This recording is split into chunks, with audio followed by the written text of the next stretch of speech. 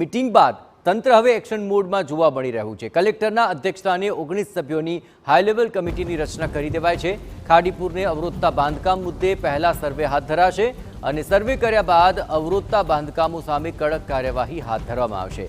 ખાડી પાસે ગેરકાયદે બાંધકામ કરનારને તંત્ર નોટિસ ફટકારશે અને ગેરકાયદે બાંધકામ દૂર ન કરનાર વિરુદ્ધ તંત્ર તવાઈ બોલાવશે। ખાડી પટ નજીકના ગેરકાયદે ઝીંગા તળાવ તોડવા પણ તાકીદ કરવામાં આવી છે।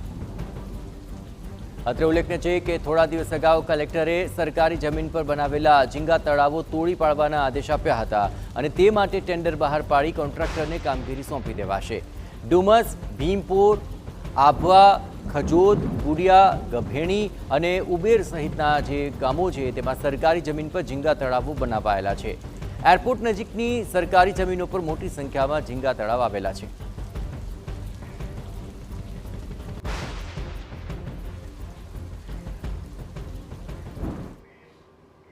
અને તમામ પરિસ્થિતિ પર વધુ વિગતે વાત કરવા માટે જોડાઈ રહ્યા છે ટીવી9 સંવાદદાતા બલદેવ સુથાર। બલદેવ, આખરે મીટિંગ થયા બાદ હવે તંત્ર એક્શનમાં લાગી રહ્યું છે, પરંતુ કડક કાર્યવાહીના નામે આખરે હવે શું તંત્ર કામગીરી હાથ ધરી રહ્યું છે? બલદેવ,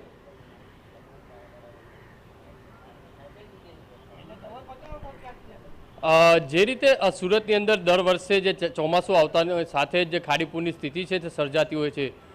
કારણ કે સુરતના જે અલગ અલગ જે જિલ્લાઓ છે ઉપરવાસની અંદર જે ભારે વરસાદ વરસતો હોય છે અને તેના કારણે સુરત શહેરની અંદર જે પસાર થતી જે બંને જે ખાડીઓ છે તે ઓવરફ્લો થતી હોય છે અને આજુબાજુ નીચાણવાળા જે વિસ્તારો છે તે પાણી ભરાવાની સ્થિતિ સર્જાતી હોય છે। ખાસ કરીને 3 થી 4 દિવસ સુધી આ જે પાણી ભરાયેલા રહેતા હોય છે અને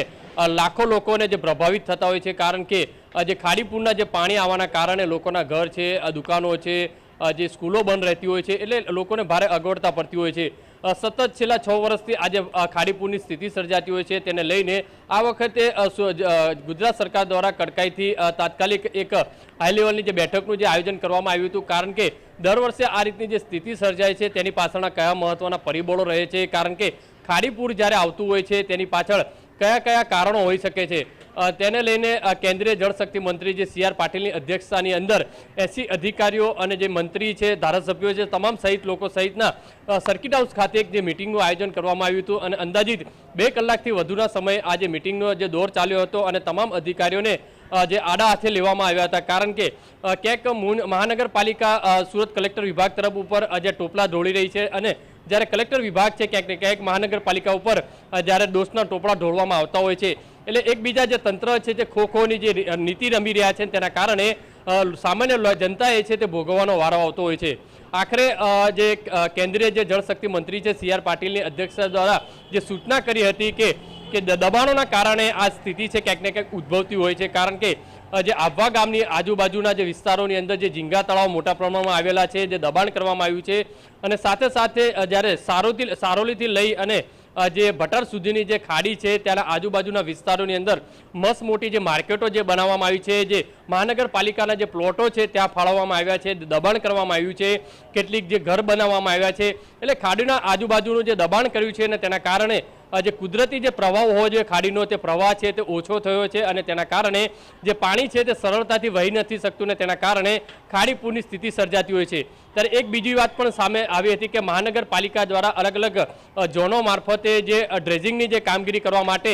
જે ટેન્ડર બહાર પાડવામાં આવતું હોય છે દર ચોમાસાની અંદર પ્રી મોન્સૂનની કામગીરી દરમિયાન, પણ ખરેખર જે કાગળ ઉપર ટેન્ડર બહાર પાડવામાં આવતી હોય છે, પણ જ્યારે સ્થળ ઉપર જ્યારે તપાસ કરવામાં આવતી હોય છે ત્યારે 1 કે 2 JCB ફોટા પાડવા પૂરતું જે છે ત્યાં મોકલવામાં આવતું હોય છે, પણ ખરેખર ખાડીની અંદરથી જે તેની ઊંડાઈ સાફ સફાઈ કરવામાં નથી આવતી, તેના કારણે જે પાણીનો જે વહેણ છે તે ઓછું થઈ ગયું છે। આ તમામ અલગ અલગ પાસાઓના આધારે સુરત જિલ્લા કલેક્ટરની અધ્યક્ષતાની અંદર 19 સભ્યોની જે કમિટી બનાવવામાં આવી છે અને આખો જે સર્વે કરવામાં આવશે, કયા કયા દબાણો કયા કયા વિસ્તારની અંદર નડી રહ્યા છે, કયા કયા ઝીંગા તળાવો છે તે દૂર કરી શકાય છે, આ તમામ પાસાઓને લઈને હવે કમિટી દ્વારા સર્વે કરવામાં આવશે અને આવનારા દિવસોની અંદર ઝીંગા તળાવો અને જે ખાડીની આજુબાજુના જે ગેરકાયદેસર જે બાંધકામો થયા છે તેનું ડિમોલેશન થાય તેવી શક્યતા વ્યક્ત કરવામાં આવી છે। હજી તો સૂચના કરવામાં આવી છે, પણ ખરેખર જો તપાસ થશે, ડિમોલેશન થશે કે નહીં થાય તે એક મોટો પ્રશ્ન ઊભો થઈ રહ્યો છે. જી બિલકુલ બલદેવ, ખાસ કરીને આ આખી બાબતોની અંદર સૌથી ધ્યાન આકર્ષિત કરે છે ગેરકાયદે દબાણો, ઝીંગા તળાવો કે જેને કારણે આ પાણી ભરાયેલા રહ્યા,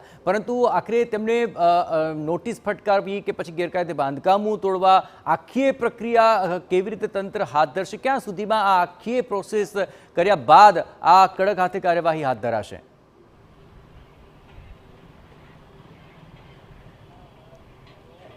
જે રીતે મિટિંગ પતી ત્યારબાદ મીડિયા સામે જે રીતે સાંસદ પ્રભુ વસાવાએ પણ જે રીતે કહ્યું હતું કે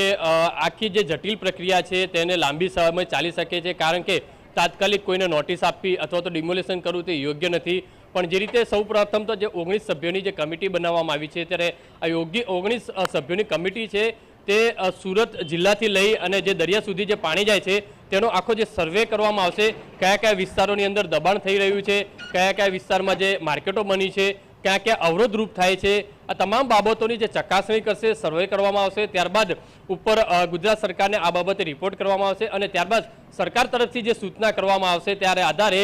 જે દબાણો છે તેને નોટિસ આપવામાં આવશે કે ડિમોલેશન કરવામાં આવશે. તે તો હજી લાંબી પ્રક્રિયા છે, એ આવનારો સમય જ બતાવી શકશે. અત્યારે તો ચોક્કસપણે કહી શકાય કે અત્યારે જો સુરત અથવા જિલ્લાની અંદર જો ભારે વરસાદ વરસે તો હજુ પણ ખાડીપૂરની સ્થિતિ છે તે સર્જાઈ શકે છે અને લોકોએ ખાડીપૂરમાં રહેવું મજબૂર રહેશે, કારણ કે અનેક દાવાઓ કરવામાં આવતા હોય છે પણ તેનું ચોક્કસ નિરાકરણ નથી આવતું, જેના કારણે લોકોએ છે તે મુશ્કેલીનો જે સામનો કરવો પડતો હોય છે.